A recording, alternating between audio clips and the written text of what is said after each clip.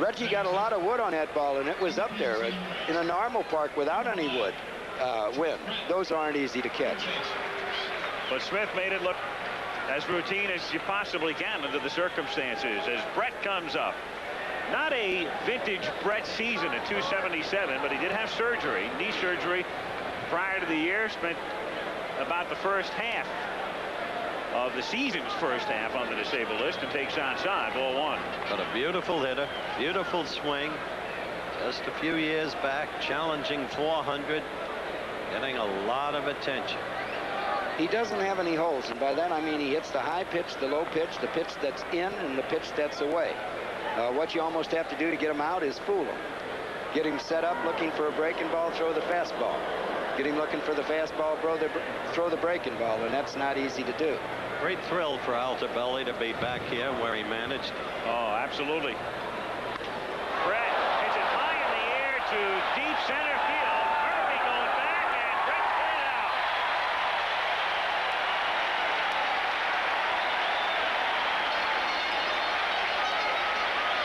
Dead center, 400 feet for George Brett to tie the game. And neither wind, nor hail, nor sleet, nor snow, nor dark of night would have stopped that ball.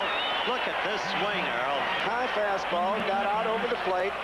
We see Brett get his arms out, got everything he had behind it. 400 feet. And again, one hit like that, the wind will not bother it. Delivery, and Mike Scott has that. Secondly, you have to have long fingers, which he has. Number 3, you have to have the right guy teach you, and Roger Craig did it in 10 days. Frank White of the Kansas City Royals takes a strike. And the crowd coming to life as they sense Scott striking the side out. He's gotten Ripken, he's gotten Barfield, and White is hitting for Whitaker. 0-2. Reminiscent of the game a couple of years ago in San Francisco with all the strikeouts. I think the major difference, that was a twilight game. You expect that. You can see a little bit better here in the dome. White makes contact, and good deep contact to center field, and gone on an 0-2 pitch with the crowd roaring for the side to be struck out. Frank White hits one out, and the American League leads 3-0.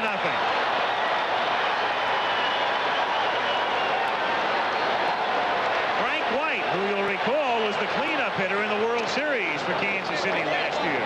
Well, we've seen 2 home runs tonight for the American League. They're both on 0-2 pitches. They're both what you would call mistakes. That was supposed to be one of those cut fastballs that didn't cut. A little bit too much of the plate.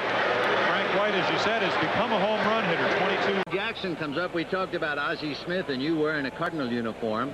And Jackson wears baseball and football, and you did football. Yes, I played the Gipper, but I also played for real in a much earlier time. But that bow down there, that's a pretty interesting hobby he has for his vacation. When baseball ends, he winds up playing football. I don't know if there's ever been anyone doing it. Hey. He's remarkable, and look at that one. Bo Jackson says hello. Woo.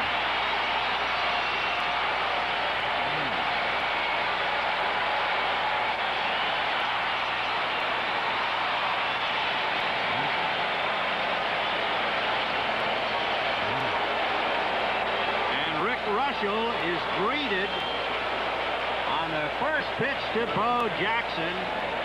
He almost hit it out of state. Now, you know, that's going to set it up pretty interesting for him to the end of this season when he goes back to the Los Angeles Raiders. Watch this again, sir.